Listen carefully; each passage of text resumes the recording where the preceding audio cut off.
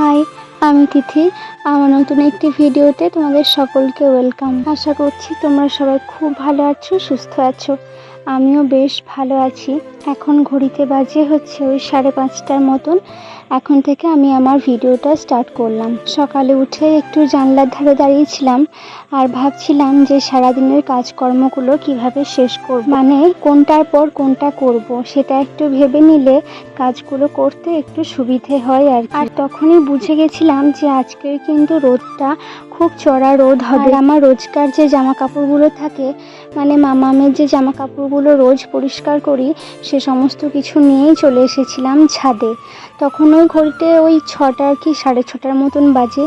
আর তখনই কেমন রোদ উঠেছে দেখো, প্রচণ্ড রোদ ছিল সেদিনকে। তো সমস্ত কিছুই আর কি মেলে নিচ্ছিলাম তাড়াতাড়ি করে। ওই আমার চান করতে প্রায় ওই 8টা 8:30 হয়ে যাবে, ততক্ষণে প্রায় সবগুলোই শুকিয়ে যাওয়ার মতন হয়ে যাবে। মাম্মাম ওঠার আগে এই ছোটোখাটো জামা কাপড়গুলো একটু কাচা, সবজিটা একটু কেটে নেওয়া বা একটু জলখাবারের সমস্ত কিছু আয়োজনগুলো করে নিলে আমার মাম্মাম উঠলে এত তাড়াহুড়ো লাগে না। কারণ মাম্মামকে ফ্রেশ করানো, খাওয়ানো প্রচণ্ড টাইম লেগে যায় আমার তখন সকাল দিকে। তো সেই কারণেই ও যখন ওঠে তার আগে আমি সেই সমস্ত কাজগুলো যতটুকু পারি ততটুকু করে নেওয়ার চেষ্টা করি। আর প্রচণ্ড রোদ যখন উঠেছে তখন আজকে গরমও কিন্তু প্রচণ্ডই হবে, আর রান্না করতে কিন্তু আমার খুবই কষ্ট হবে। তার জন্যই ভাবছিলাম যে খুব তাড়াতাড়ির মধ্যে কাজগুলো সেরে নেব। আর এসবের মাঝখানে আমি যখন ভিডিও শ্যুট করছি তখন বুঝতেই পারছো তার পিছনেও কিন্তু কিছুটা টাইম লেগে যায়। একটা নর্মাল কাজ আর একটা ভিডিও অন করে কাজ করা মধ্যে অনেকটা তফাৎ আছে। সে সমস্ত কিছু করি, কিন্তু যতক্ষণ পারি ততক্ষণ করার চেষ্টা করি। একেবারে যখন তাড়াহুড়ো থাকে তখন আর করা হয় না।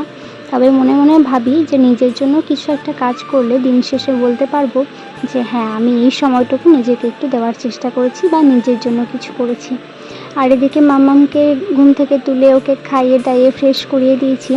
তারপর এসেছি বিছানাটা গোছাতে।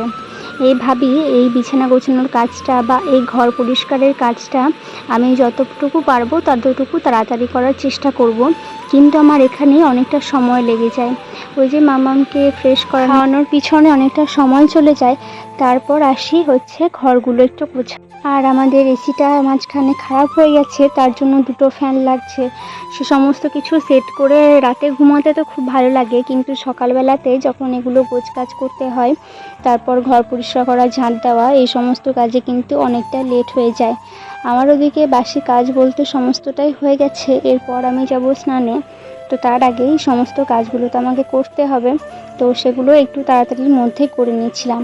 আর ওই যে বললাম ভিডিও অন করে কাজ করার মধ্যে অনেকগুলো তফাৎ থাকে, তো এটাই হচ্ছিল আমার। তাড়াতাড়ির মধ্যে কাজ করছি, আবার একবার করে ভিডিও অন করছি, এটুকু। এসবের মাঝখানে ভাবি যে সকালবেলাটুকু একটু মাম্মামকে নিয়ে পড়তে বসাবো, বা ও পড়া মানে তো এখন একটু বেসিক যে জানাশোনা, এই সমস্ত পরিচয় করা, এগুলোই তো এটা আমার হয়ে ওঠে না। তবে আস্তে আস্তে হবে সব কাজ। এইগুলোও যে আমি করতে পারবো কখনোই ভাবিনি। তখন এগুলো যখন আমি করতে পারছি, ওটাও আস্তে আস্তে সময় বের করে নিতে পারবো, এটা আমার বিশ্বাস। তবে আজকে রান্নাবান্না করতে প্রায় অনেকটাই দেরি হয়ে গেছিলো। গরমের মধ্যে যে ভয়টাই পাচ্ছিলাম, তো সেই ভয়টাই ঘেমে নিয়ে একেবারে একসা হয়ে গেছে।